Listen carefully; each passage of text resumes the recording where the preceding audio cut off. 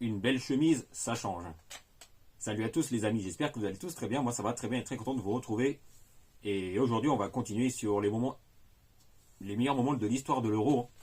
Et comme vous l'avez vu dernièrement, j'ai consacré une vidéo sur le début de la fin de la grande époque de l'équipe de France avec ses champions du monde 98 en 2004.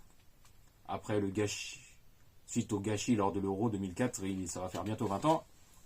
Aujourd'hui, la vidéo sera consacrée à la fin de la grande époque de 98 en 2008, avec l'Euro 2008, et qui a été vraiment catastrophique à cause dont on sait tous à cause de qui, de Raymond Domenech. Et juste avant de démarrer, n'hésite pas à t'abonner et cliquer sur la petite cloche pour être informé de la sortie des prochaines vidéos, car ça aide beaucoup à continuer à faire grandir la chaîne et ça aide beaucoup pour le référencement. Et si, n'hésite pas à me suivre sur mes réseaux sociaux, Facebook, Instagram, YouTube, X, alias Twitter. Et cette fois, c'est parti, ça démarre. Et tout d'abord, revenons un tout petit peu en arrière, après l'Euro 2004, où l'équipe de France se fait éliminer par la surprenante Grèce, qui remportera l'Euro à la surprise générale de tous. Et par la suite... Marcel Desailly, Vicente Lizarazu annonceront leur retraite internationale et suivront aussi Lilian Thuram et Zinedine Zidane. Et aussi Robert Pires. Et ce qui fait que l'équipe de France va plus ou moins se retrouver au début de la descente aux enfers avec Raymond Domenech qui va succéder à Jacques Santini. Et c'est à ce moment-là, au moment où Domenech succède à Santini, que ça va être vraiment plus ou moins le début de la descente aux enfers. Et ça va être la période des matchs où ça va être vraiment la période des purges où on n'a que des 0-0, des 1 partout en qualification pour la Coupe du Monde 2006. Et ce qui fait que du coup il reste plus que Barthez, Vieira, Henri Trezeguet, comme champion du monde 98 qui joue encore en équipe de France, mais les résultats, on le sait, on connaît tous la suite, hélas, ne suivront pas. Alors que le groupe de qualification pour la Coupe du monde 2006 en Allemagne était plus facile, avec la Suisse, l'Irlande, il y avait Chypre aussi, et notamment face à la Suisse, dont je me souviens très bien, qui était un adversaire vraiment très compliqué avec des grands joueurs comme Alexander Frey, Tranquillo Barnetta, etc., etc. Mais c'est un an plus tard que Zidane va revenir sur sa décision et revenir en équipe de France, avec Lilian Thuram et Claude Makélélé, les autres vétérans de cette équipe. Et l'équipe de France va se relancer dès son premier match face à la Côte d'Ivoire, où l'équipe de France va l'emporter 3-0 avec notamment un but de Zidane pour son retour. Et le reste, la suite, ça reste des purges, quoi. Il aura fallu attendre la dernière journée pour voir l'équipe de France se qualifier pour la Coupe du Monde 2006 en Allemagne, en s'imposant 4-0 Stade de France face à Chypre, et que dans le même temps, l'Irlande fait 0-0 face à la Suisse. Et on arrive à la Coupe du Monde 2006 en Allemagne, où l'équipe de France retrouve la Suisse, où elle est tenue en échec 0-0. Et ensuite, le match face à la Corée du Sud, le second match... l'équipe de France va remarquer après 8 ans de disette, car à ce moment-là, le dernier but de l'équipe de France en Coupe du Monde date de la finale de la Coupe du Monde 98 et le but d'Emmanuel Petit pour le but du 3-0. Et ce qui fait que depuis, il n'y a plus eu un but en phase finale de Coupe du Monde pour les Bleus. Et la disette s'arrête avec le Thierry Henry qui marque le but de l'ouverture du score, mais après la suite, c'est un peu cataclysmique, avec la Corée du Sud qui va égaliser. 1 partout, le score reste là. Après, les Bleus s'imposent face au Togo, 2-0, but de Vieira et Henry qui permettent aux Bleus de se qualifier pour les huitièmes de finale. Et en huitièmes de finale, l'équipe de France affronte l'Espagne, mais qui est un adversaire plus que favori à ce moment-là. Mais l'équipe de France pourra compter sur ses anciens, mais pas que, mais aussi sur Ribéry qui va égaliser, qui après l'ouverture du score de David Villa pour la Roja va égaliser pour l'équipe de France. Ça fait que là c'est la mythique phrase de Thierry Gilardi, vas-y mon petit, ça je m'en rappelle très bien, comme tout le monde. Après en deuxième période, but de Vieira qui donne l'avantage, et aussi but de Zidane, qui inscrit le but du 3-1 pour les Bleus, avec le fameux la mythique phrase El Magnifico de Thierry Gilardi. Ça reste un très grand moment en huitième de finale.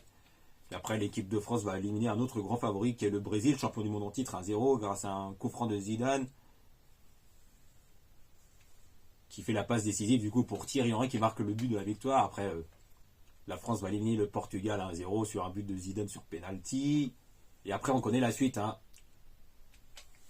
On connaît la suite en finale 2006 avec Zidane qui joue son dernier match, le dernier match tout court de sa carrière.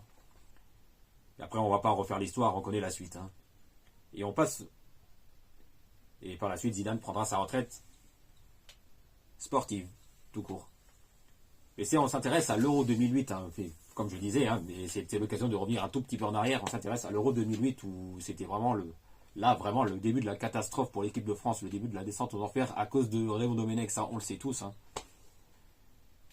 Et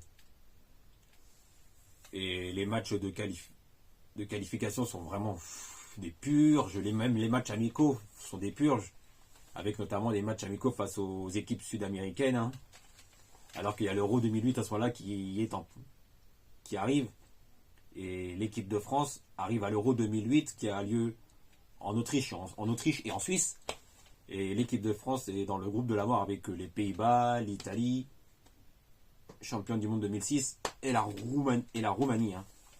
Et pourtant, le premier match d'ouverture face à la Roumanie a tout d'être rassurant, mais au final, c'est totalement bidon avec un match qui se termine sur le score de 0-0. Mais vraiment, qu'est-ce que c'était que cette purge, C'était vraiment à dormir debout alors que tu avais Thuram, Vieira et Henry les derniers champions du monde 98 en équipe de France, et les jeunes comme Govou, Benzema, etc.